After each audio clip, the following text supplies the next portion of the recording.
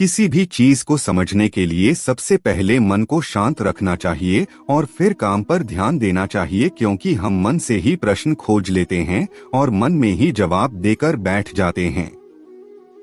भगवान कृष्ण ने मन को शांत रखने के लिए 2 चीजें बताए हैं। भगवद गीता में भगवान श्री कृष्ण कहते हैं, मन का बेचैन होना उसका स्वभाव है।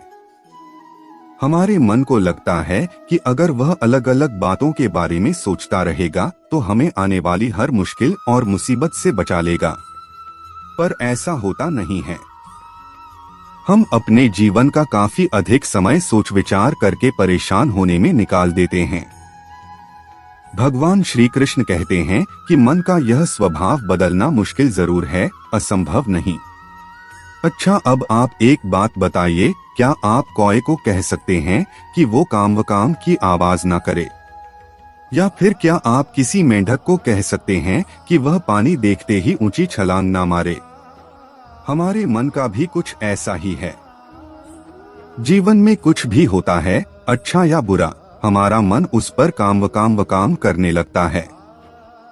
काम से मेरा मतलब है चिंता करना, व्याकुल होना।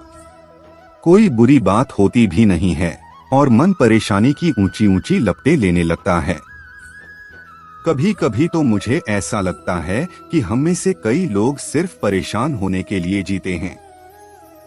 सारी परेशानी, पीड़ा, दुविधा अक्सर हमारी मन की बनाई हुई कहानियां होती हैं।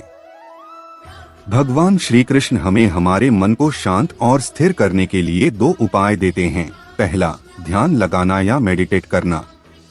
दूसरा, वैराग्य भाव सीखना। अब ध्यान या मेडिटेशन शब्द सुनते ही आप में से कई लोग कहेंगे कि आप आंख बंद कर सांसें अंदर बाहर नहीं ले सकते। यहाँ हम सब गलती कर बैठते हैं।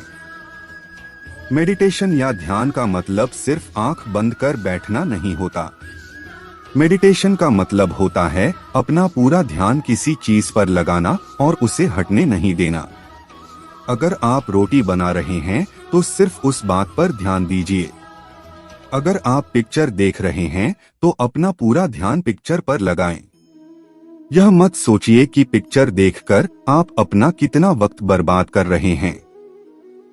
जब आप जीवन के हर छोटे बड़े काम को पूरे ध्यान से करते हैं तो आपका जीवन ही एक मेडिटेशन बन जाता है।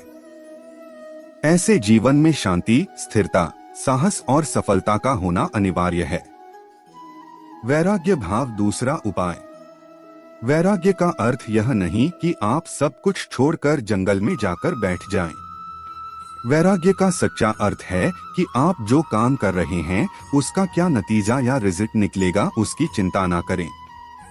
जैसे अगर आपने कोई इंटरव्यू दिया, आप यह कर सकते हैं कि पूरे मन से तैयारी करें और अपना बेस्ट देकर आ जाएं। वह नौकरी मिलना या ना मिलना आपके हाथ में नहीं है।